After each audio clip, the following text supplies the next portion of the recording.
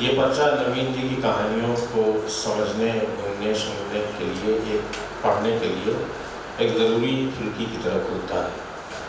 मैं नवीन जी को ही आमंत्रित कर रहा हूँ, आज वो सम्मानित हुए हैं कि वो कैसा अनुभव कर रहे हैं, कैसा महसूस कर रहे हैं।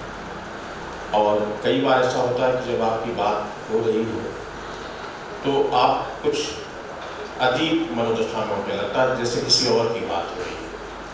तो वो आए और बताएं कि वो कैसा अनुभव कर रहे हैं, कि जो उन्होंने कहानी लिखने का कसूर किया है उसको भी स्पष्ट करें। भाई नवीन जी।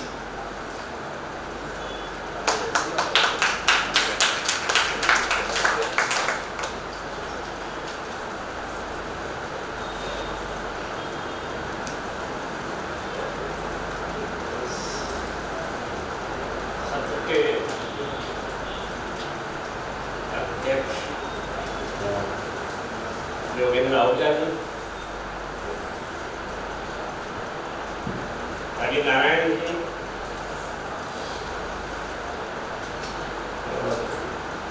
मेरी कहानी बहुत जल्दी पढ़कर के और एक सदी हुई राय रखने वाले राकेश बिहारी जी और मेरे बहुत पुराने मित्र और आज के इस कार्यक्रम के संचालक यश मालवी, आपने मेरा काम थोड़ा सा आसान किया कि वास्तव में कि जैसे ये कहना और ये सब कुछ करना, इस समय बोलना बड़ा मुश्किल सा काम लगता है। और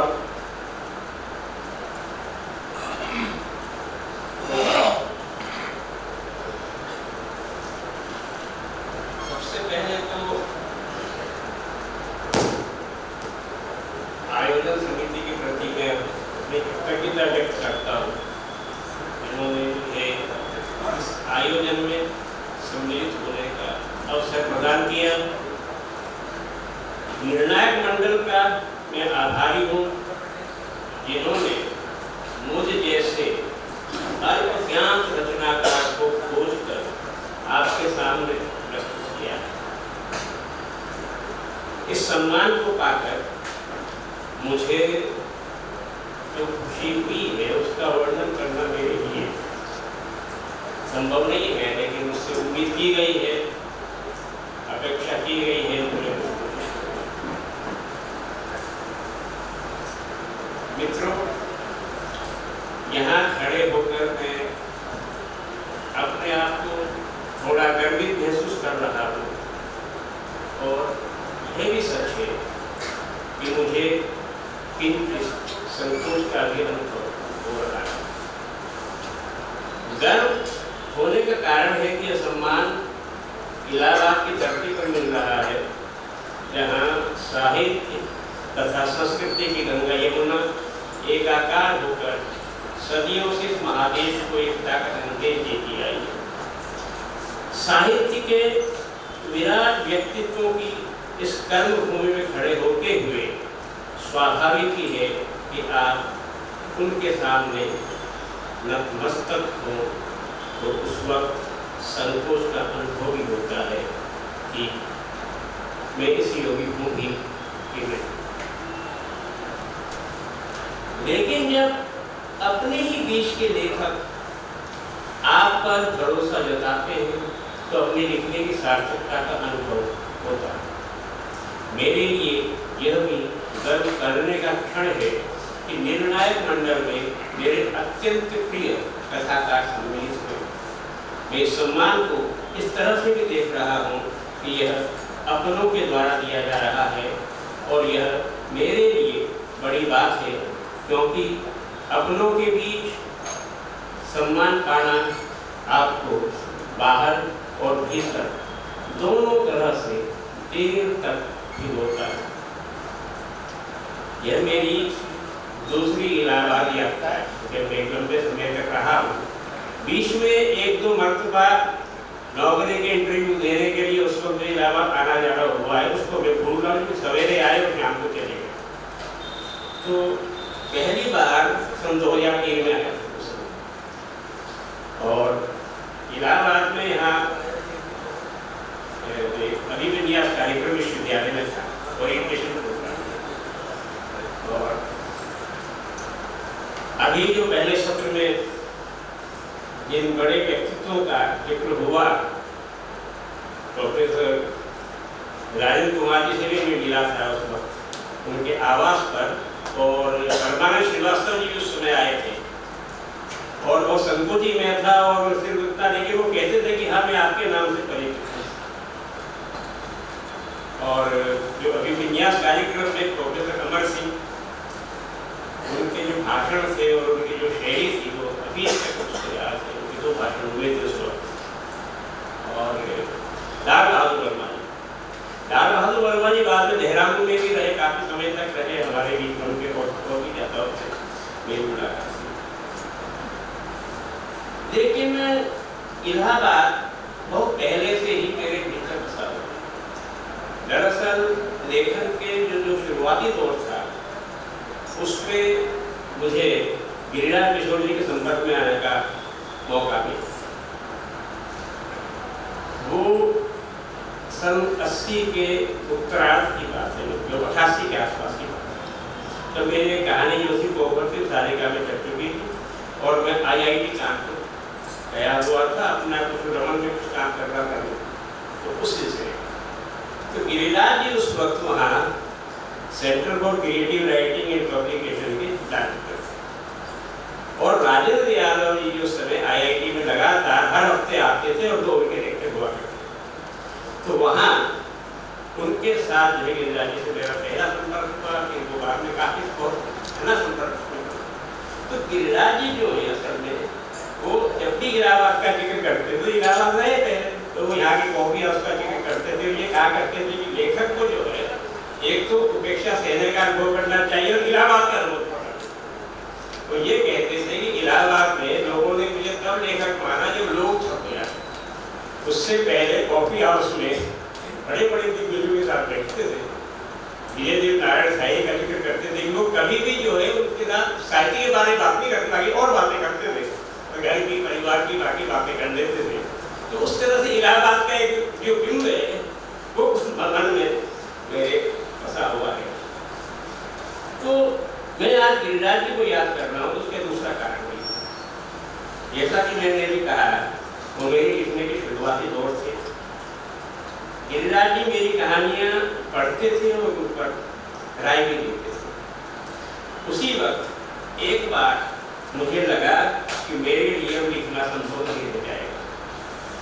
हुआ यूँ था कि मैंने काफ्का की मेटामॉर्फोसिस पढ़ी और इसके बारे में सुना बहुत था।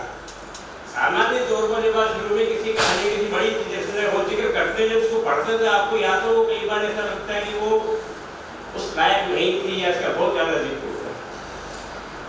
और मेटामॉर्फोसिस का तो उससे पहले 10-12 साल मैंने सुन रहा था, उस कहानी को पढ़ा नहीं। जब पढ़ा तो पढ़ने के बाद मुझे लगा कि मेरे लिए लिखना मुश्किल है, मैं लिख नहीं सकता। कि अगर लिखना है तो मतलब इस तरह कैसे उस आदमी ने इतने दुख को, इतने दर्द को, इतनी तकलीफ को जो है वो कहना होगा।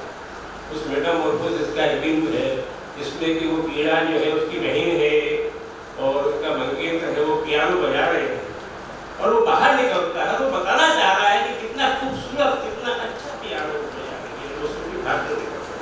तो ये सारी चीजें आपको इतने भीतर तक इतना वो परेशान करती है। तो मैंने कहा मेरे बस का कहानी नहीं, मैं नहीं। और गिरिराज जी को मैंने ये चिट्ठी में लिखी।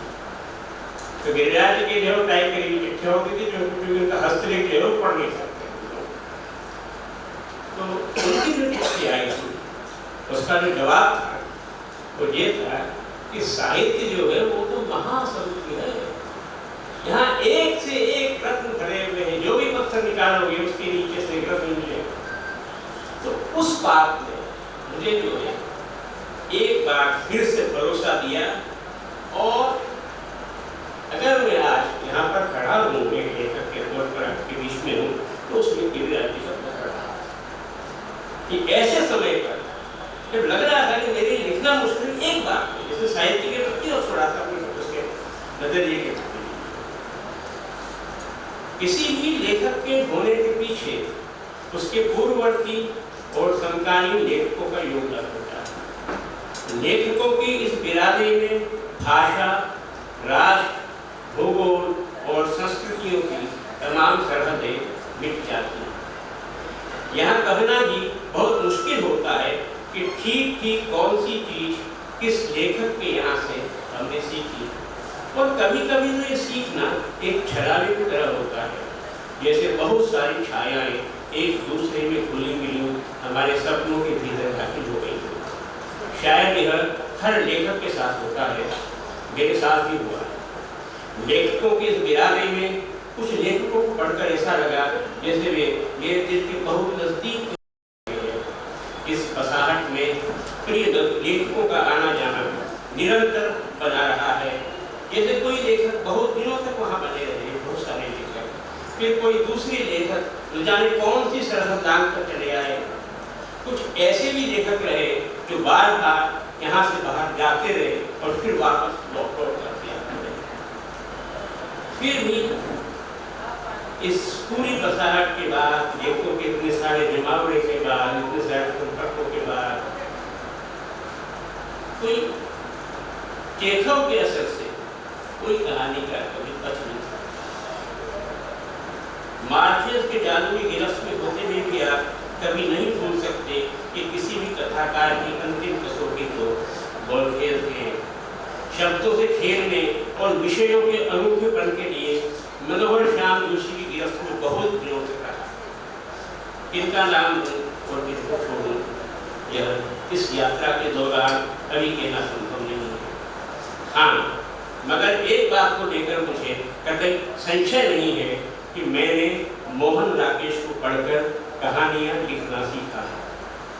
वे अपने समय से बहुत आगे के कहानीकार थे। उनकी मिसबाल जैसी कहानी इस बात की तस्दीक करती है।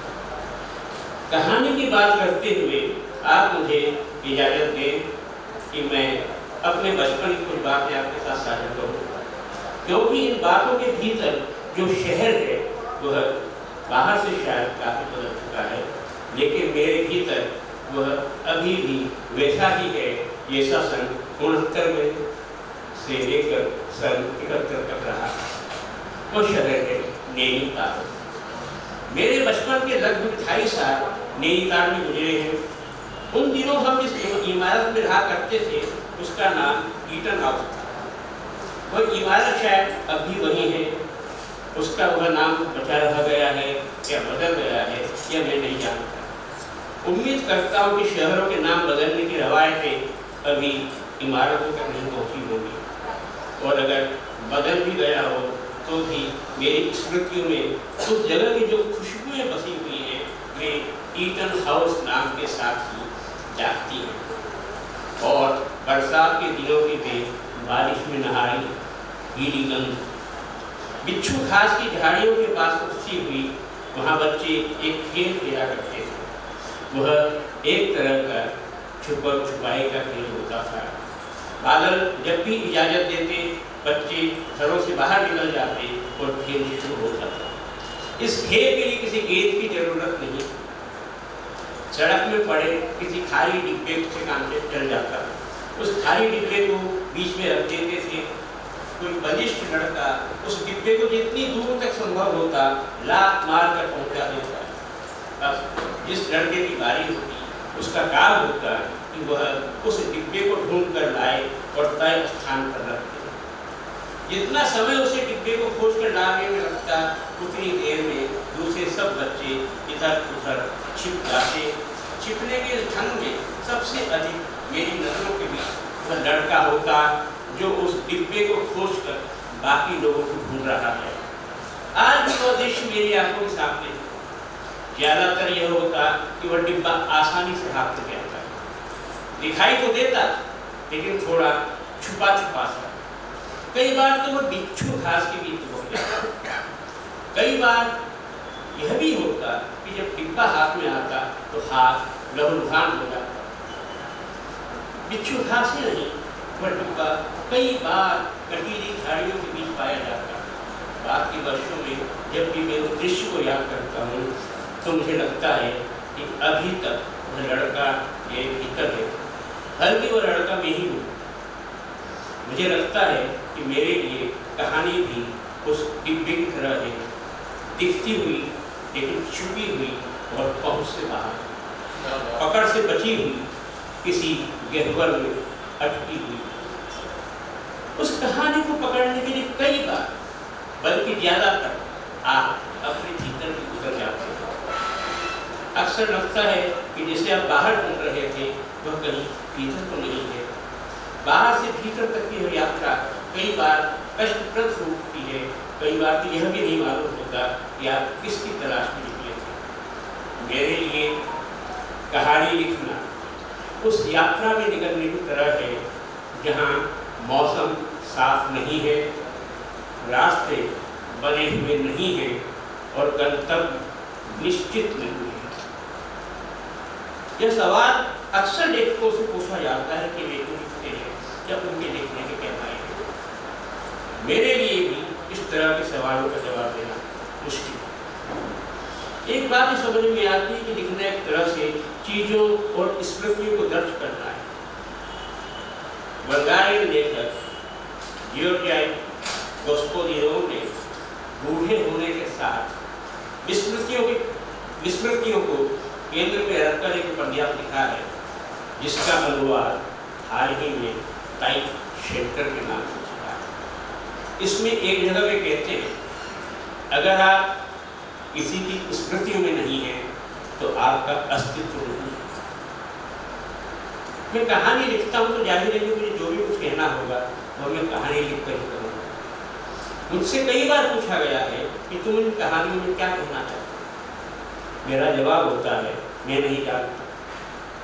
अगर मैं जानता होता तो कोई लेख लिखता, कहानी नहीं लिखता। लेकिन फिर भी मैं अपने को सौभाग्यशाली समझता हूँ कि मुझे ऐसे संपादक मिले जिन्होंने जोखिम लेते हुए मेरी कहानियों पर भरोसा जताया। राजेंद्र यादव तो नए लेखकों को उत्साहित करती थे, नए लेखकों पर भरोसा जताते हुए अप्रतिम कथाकार सत्येंद्र कुमार ने कहानियां मासिक चैन का प्रकाशन किया और उन्होंने बाकायदा शुरू में घोषणा करके कि मैं सिर्फ 5 साल तक इस पत्रिका को निकालूंगा और 5 साल तक उनको यह कहना चाहूँगा कि किसी को ऐसा न लगे कि कहानी लिख करके छपना बहुत मुश्किल है। तो वो पहली कहानी को छाप देते हैं, लेकिन दूसरी कहानी को बहुत सख्त कसौटियों के बाद कसौटियाँ आती उसके बाद और ठीक 5 साल जैसे ही उसके बाद उन्होंने उसका प्रकाशन बंद कर दिया। तो ऐसे संपादकों को अगर मैं याद न करूँ, दूसरा अब हरि नारायण जी है, इन्होंने जब कथा देश शुरू की तो कथा देश शुरू करते समय मेरा ख्याल है दूसरे या तीसरे अंक में कथा देश शुरू हुआ कि मेरी कहानी जिसका जिक्र अभी उन्होंने यहाँ के चोर घटना छपी और चोर घटना के साथ एक स्तंभ शुरू किया गहरे स्तंभ का नाम गहरे पेट था। तो लिया इसी लाइन से क्या गहरे वाली पेट। तो उस स्तंभ में जो है शुरुआत में एक जो छपता था उसका स्तंभ का कि भी कुछ कहानियां ऐसी होती हैं जो पाठकों के सर के ऊपर से निकल जाती हैं और किसी भी लेखक के लिए बहुत अच्छी स्थिति नहीं है कि उसकी कहानी के साथ ये चीज भी पहले से पाठक के पास लगे कि कहानी जो है सर के ऊपर से निकलने वाली। हालांकि मैं उसको नहीं मानता हूँ, आज भी मेरा मानना है और उस वक्त भी मेरा मानना था कि अगर कोई भी रचना किसी एक के मेरे भीतर भी वो अगर आई है तो दुनिया में वो किसी ना किसी दूसरे मनुष्य के भीतर भी आई होगी। ये नहीं है कि वो अलग अलग नहीं होता कि कोई एक आदमी यही सोच रहा है, सोचने के अंदर इसी यूनिकनेस नहीं है। उस संवेदनाओं का जो फर्क है वो कहीं ना कहीं से पहुंच जाते हैं, पकड़ में आता है। ऐसा नहीं है कि नहीं हो सकती। तो यहाँ मैं इसको जिक्र करने का कारण ये है कि उसमें अगले अंक में 2 टिप्पणियाँ हैं। एक टिप्पणी सुरेश मुनियाल की और दूसरी टिप्पणी अर्चना। तो अर्चना जी ने उस कहानी पर लिखते हुए एक बात कही कि क्या सोरी का मतलब प्रसूति ग्रह तो नहीं है, एक प्रसूति ग्रह। तब तक मेरे लिए कुछ कहानियां सॉरी की आ चुकी थी, लेकिन सॉरी अभी पूरी तरह से यह लिखते हुए और इवॉल्व होती हुई सी एक चीज थी। अर्चना जी की इस टिप्पणी के बाद तब ये कुछ और चीजें सॉरी के बारे में खुली और उसका असर जो था वो आगे जाकर के जो उसका कम्युनिकेशन था वो पारस कहानी में था। तो ऐसे आलोचक जो एक रचनाकार को संवेदना के स्तर पर देखते और समझते हैं और बल्कि उसको गढ़ते भी हैं, ये बहुत बड़ी बात है।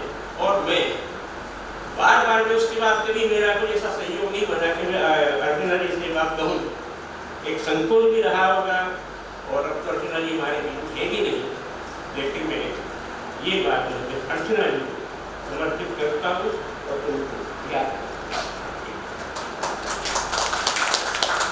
यह मेरे लिए एक तरह का अपराध होगा अगर मैं अपने शहर देहरादून का जिक्र न करूँ जिसने मेरे भीतर के लेखक को बनाया।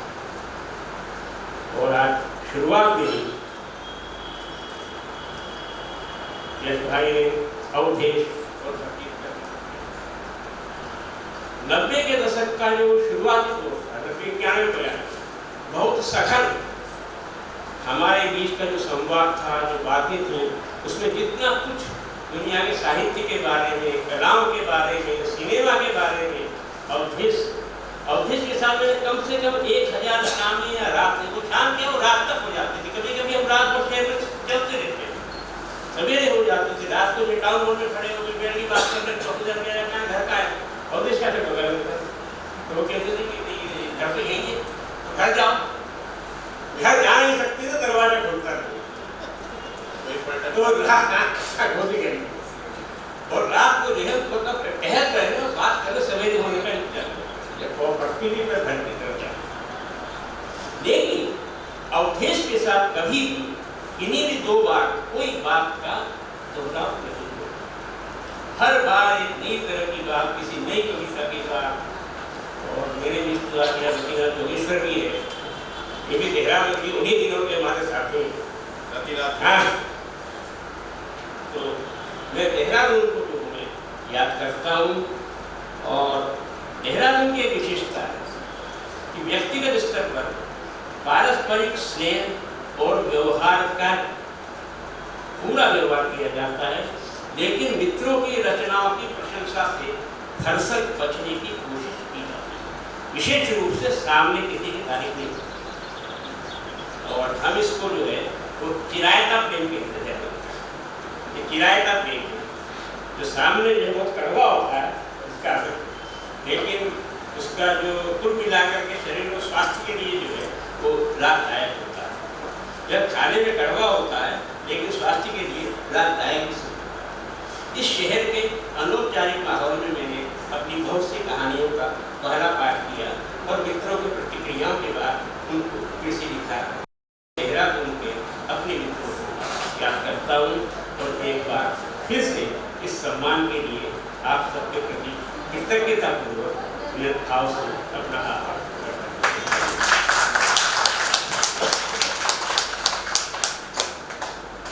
बहुत सरल, तरल और सार्थक वक्तव्य हम सुन रहे थे।